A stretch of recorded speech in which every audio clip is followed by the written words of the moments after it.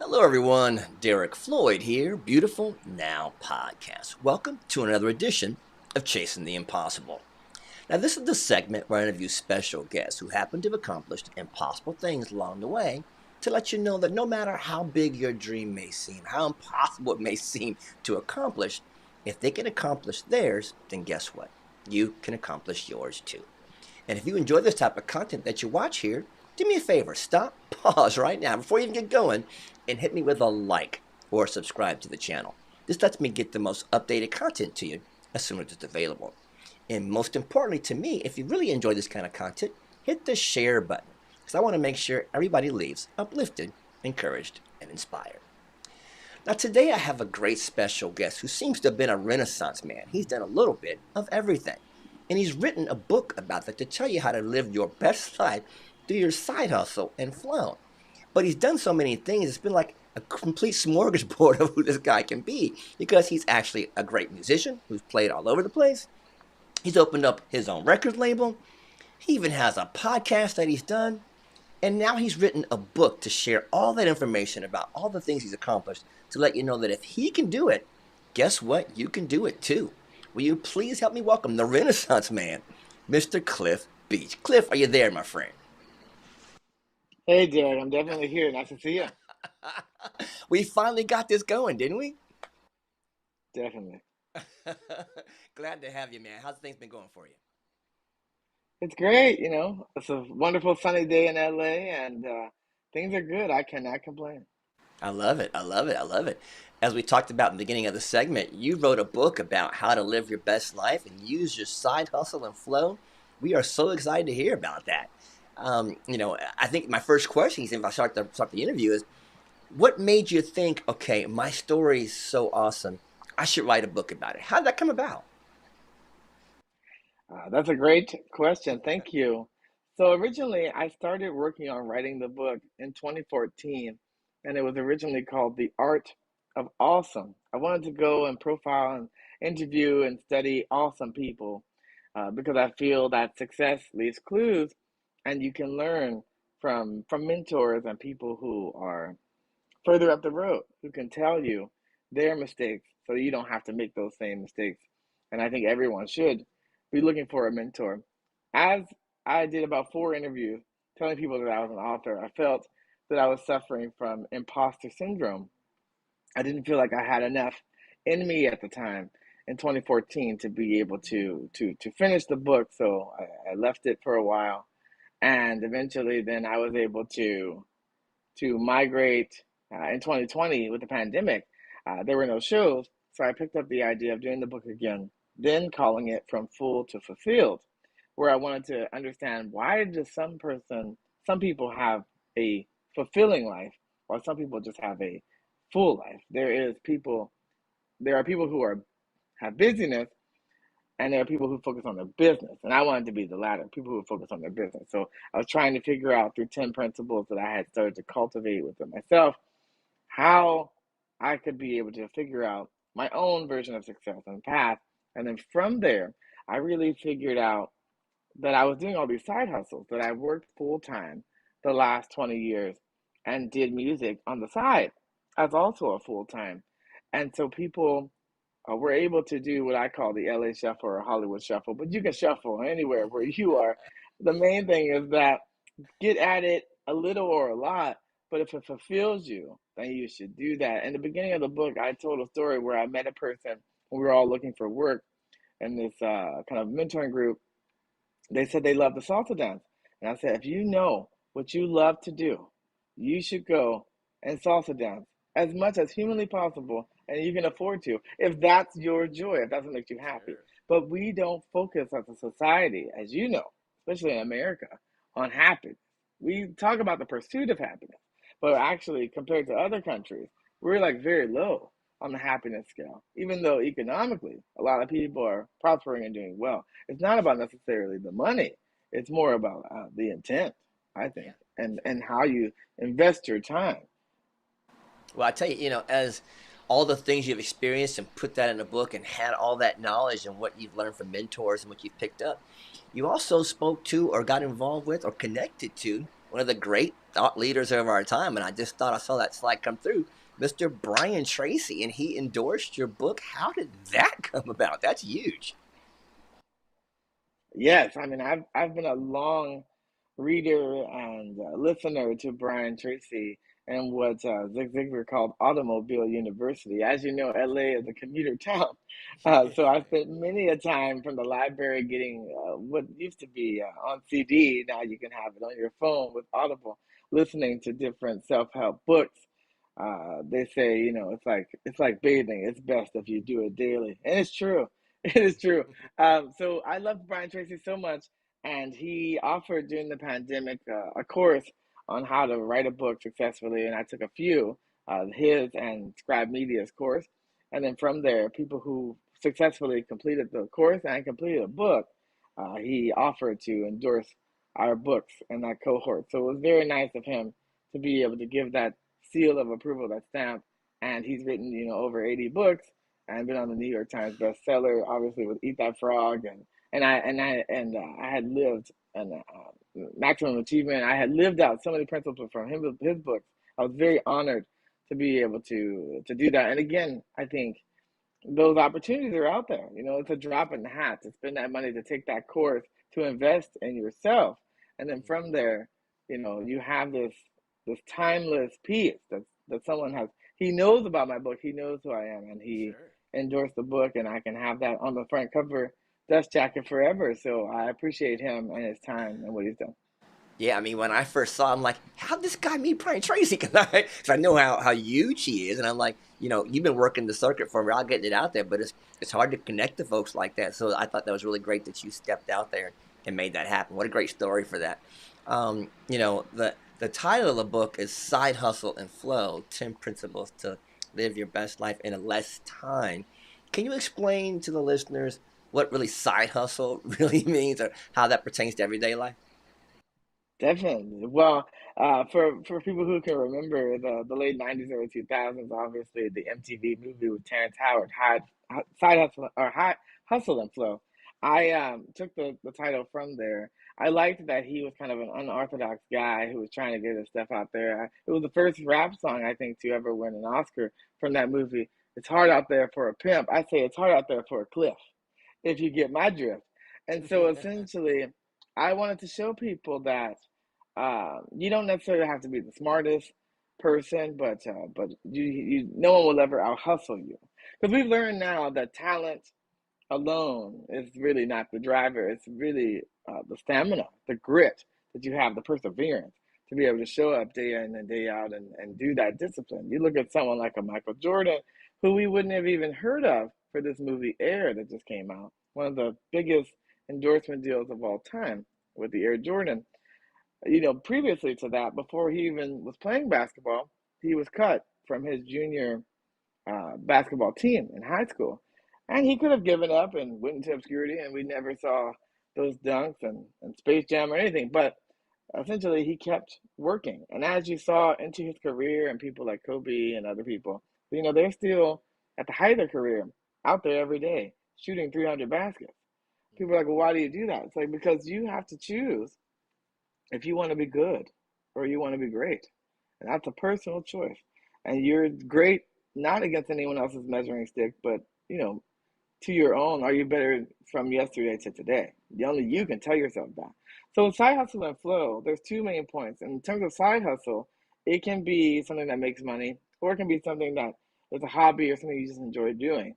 The fact is that it really does spark joy, as Marie Kondo says, and from there you figure out, okay, how do I fit that into my life? And the wording is very important. How do I do this? Because a lot of people are subscribing to, I can't do this because of this or that. And if you have that kind of mentality, then you're already shooting yourself in the foot. It's not going to be easy to be able to make the moves that you want to make. So you have to really let some of that baggage and some of those old mindsets go. People are trying to solve, today's and tomorrow's problems with yesterday's information. That's why it's so important to read books and to learn other stuff. So that's the side hustle part. And then the flow part really became more important to me as I started studying things like yoga and qigong, understanding how a life and the body is a system, and how you breathe and everything flows and works together. It's like nature is always humming and buzzing, and streams are flowing. Stagnant water is no good. You can't drink it. It's brackish. It's like it needs to continue to flow to be viable. So you have to continue to flow to be viable. I love that. I love that whole combination of both insights. That's amazing. You talk in the book about uh, visualizing what you want, because so many people, if you ask somebody, you walk down the street and say, well, what do you want for your life? They really can't really answer. They'll go, I just want more money, but that's not specific. Like, or I want this house, but that's not specific. They really couldn't tell you what they want to make them happy. And you say it's all about visualization. Can you break down a little bit what that means and how you got to that conclusion? Yeah, well, during the pandemic, I started trying to, well, really, it was really important for me to keep my mind right. People don't realize like how the mind is the center of your personal universe. It's like you have to guard your heart and your mind. And so I knew there was so much doom and gloom at the time that I was like, okay, I need to really, really drive hard into to self-help and motivation and find projects that can keep me busy during this time. The book being one of them. And then from there, I was reading Hal Elrod's book, The Miracle Morning, and he has multiple savers that he calls in there. But the V in savers is for visualization. You really do mentally close your eyes and try to visualize, okay, what am I trying to achieve? How can I become my best self? How can I self actualize? That type of thing. And I remember when I was doing P90X, I talk about it in the book. I did a year of P90, P90X, P90X2, P90X3. I lost 40 pounds. I won $500 in the Biggest Loser contest. And I wasn't a person who was naturally motivated to get out there and to exercise. I'm still not that person. I remember the blues song, I'm built for comfort, not for speed. That was built for me. I am that person. And so and so with the side hustle and flow, the visualization, it really, again, when you close your eyes and you see, okay, I see myself skinnier, I see myself losing the weight, I see myself making it through this opportunity and things like that. That really is helpful. Like there are what's called thought experiments that Einstein did, where he would just visualize in his mind going through all the steps. In the same way, we know that if we map the brain and I'm playing piano live, or I'm just visually in my mind seeing my fingers play the keys, my brain will still light up in the same way and show that I am essentially practicing in my mind. And my fingers will know where to move. So the mind is very powerful. We learned also that the mind cannot distinguish from reality and fiction. And what I mean by that is that when you watch a scary movie, even though you know that it's not real, you start to have all these body responses, as if someone is chasing you because you're seeing it on the screen. In the same way, that visualization in your mind is enough to move the needle, to trigger to yourself that it is possible. So when you talk about chasing the impossible, you have to attempt the impossible and visualize it in your mind first. And then your mind will start to tie in the different pieces of how you can achieve it. I love it. I love it. And so you need to visualize that, see that in your mind before you can even start to make a move toward it. Once your mind can see it, it can actually capture that and make that happen. I completely agree 100%. You also talk about in the book where you experienced a big failure and you can use that as fuel. And you were on, if I recall, American Idol, right? You were on American Idol and you got booted off, and that was a huge disappointment for you. But actually, the best thing that can happen to you. So failure actually changed your life. Can you explain how that worked out in the book? Yeah, it's an interesting process. It's always hindsight is 2020. So at the time, Isn't it it sucks. And I though? think you do have to feel and realize a certain feeling when it comes to I have gone through something traumatic, and instead of burying those feelings, I need to absorb what has happened. And so, as I zoomed out to think about what is the most important thing, what did I want from American Idol that I feel my dreams are dashed and didn't happen? And I learned quite quickly that I never wanted to win reality television. I just wanted to get my music out there and to be able to amplify that message. And so I quickly used it as a catalyst to start my first band, and I think it's good. I think it's good for people to have failure and to have it early and to hopefully learn from it, because we are a product of our experiences, and those failures help us to figure out the path. Because for whatever reason, like, we look at Jennifer Hudson. She didn't win American Idol, but she didn't let it stop her from having a career and winning Grammys and Oscars and doing movies and other things. She was that person when she did the role of Effie. She was that person that people forgot, who was a little bit heavier, who people discounted even though she was talented. She was that role. And so you look at Lady Gaga and A Star is Born. She was that role. People told her she was ugly and she should change her music and do all that stuff. And those people figured out how to carve a path for them. People like Missy Elliott, they said, you're too fat. We won't give you a record deal. They started their own thing. They did their own thing. Became huge game changers now in the Rock and Roll Hall of Fame. So you can't let anybody write your epitaph. You can't let anyone tell you what you can and can't do. You do that. You are the captain of your ship and the master of your fate. And when you don't operate from that, you then relinquish your personal power. Only you can give it up, but no one can take it from you.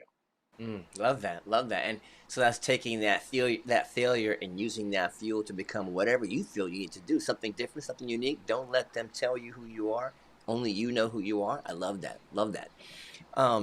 Compounding on that or building on that, you also talk about in the book um, that fearful people get fearful when they want to start their dream, when they want to do their impossible, when they want to launch out, and that you give a phrase. And I mean, if you read it properly here, it says courage is gives you permission to to do the thing and feel the fear anyway.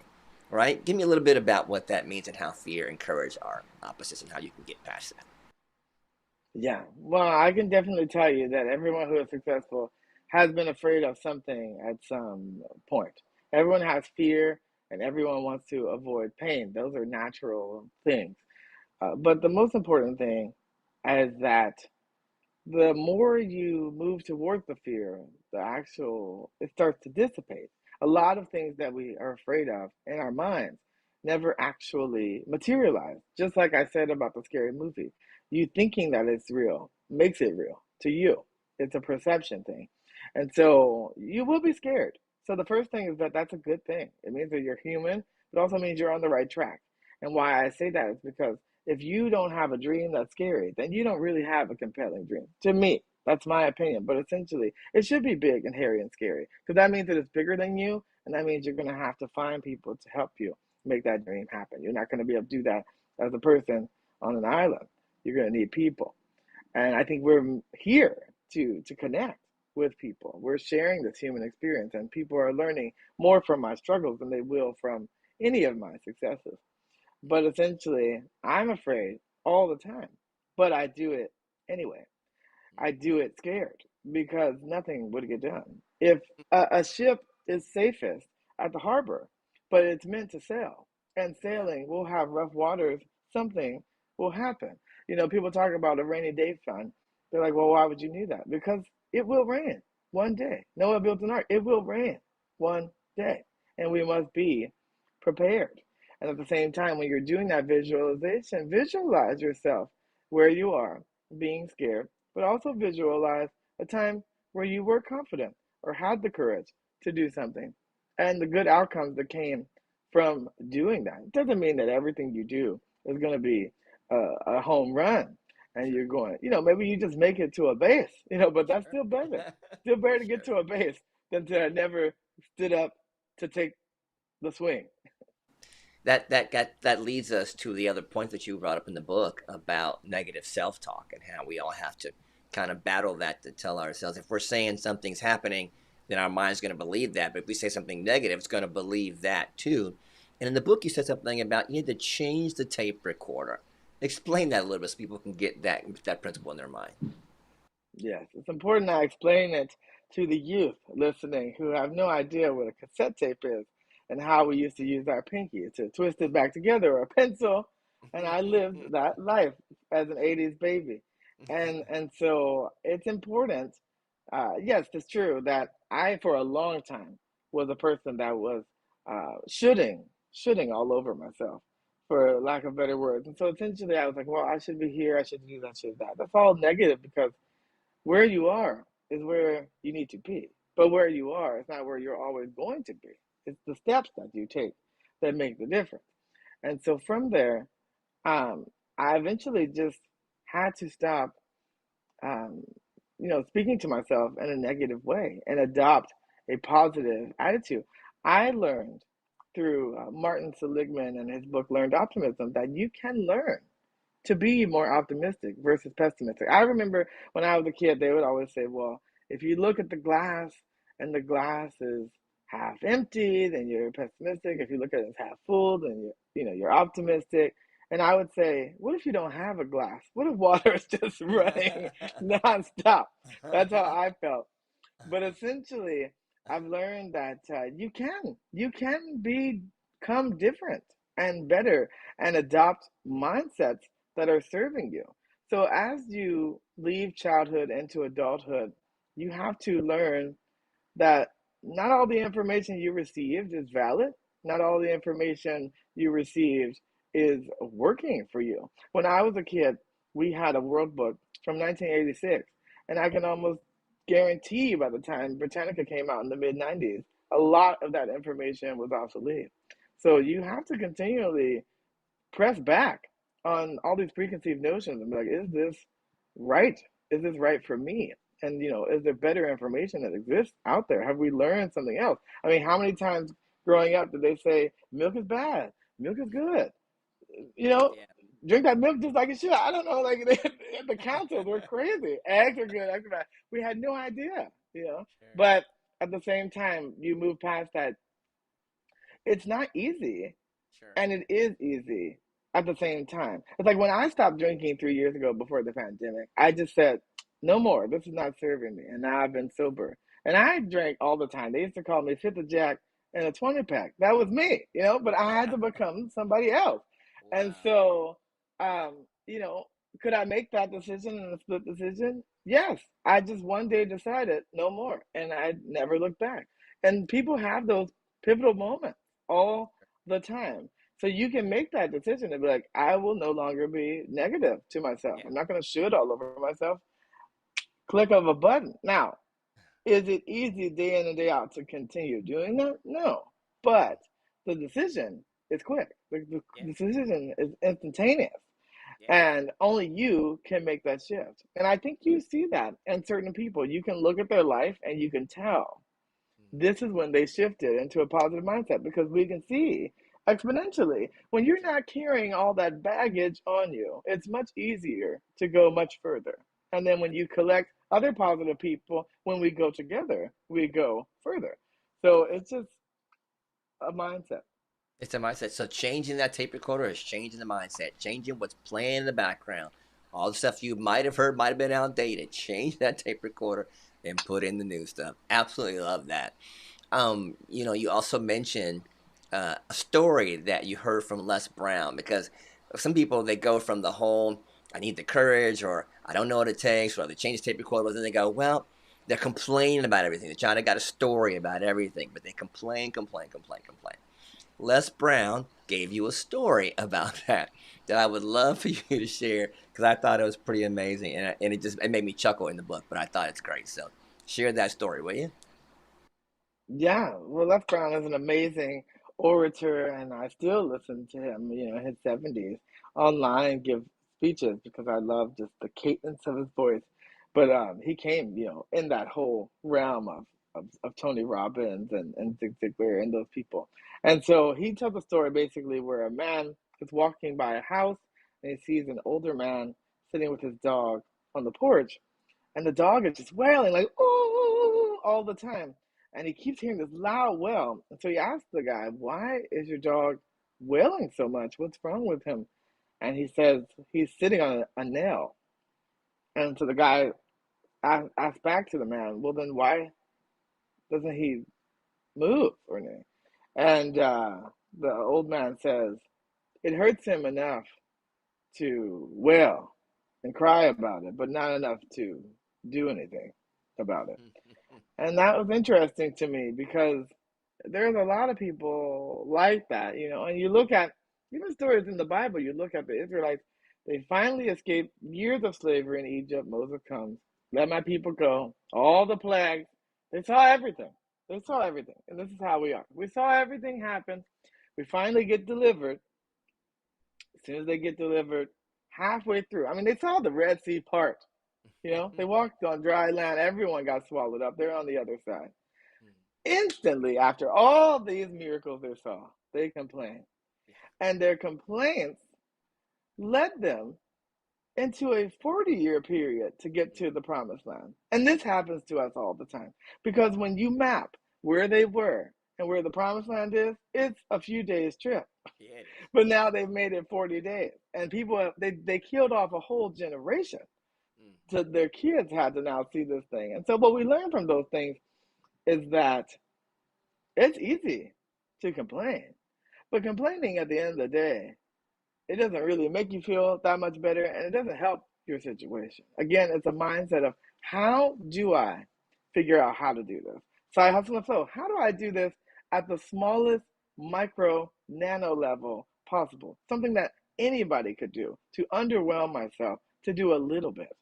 If I want, like that guy who wanted to salsa dance, put on a free YouTube video and just salsa dance by myself in my house. If that was all I could do at that moment that would make me happy, it's up to me to do that. But if I complain and say, well, I wish I was dating somebody, I wish I was younger, I wish I had a better body, then now it's not I helping wish I me. was a baller. I wish I was taller. I wish I had a girlfriend. Saying I would call her. Yeah, I had to throw that in. It was right there. Had to. I had A little skilo every time. to.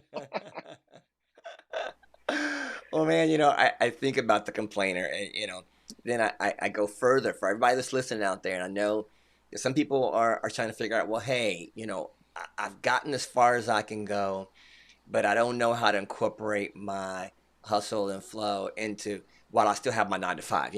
They're passionate, but they don't know how to find their strengths or find what they're good at. Can you talk a little bit about the discovery of that and how that applies to what you do for your side hustle? Yeah, I wish I had had this information years ago. But when I was working on the book and doing research, I heard about the Japanese. So the Japanese, I will just tell you, have an amazing language where they have so many cool words that mean so much with one idea.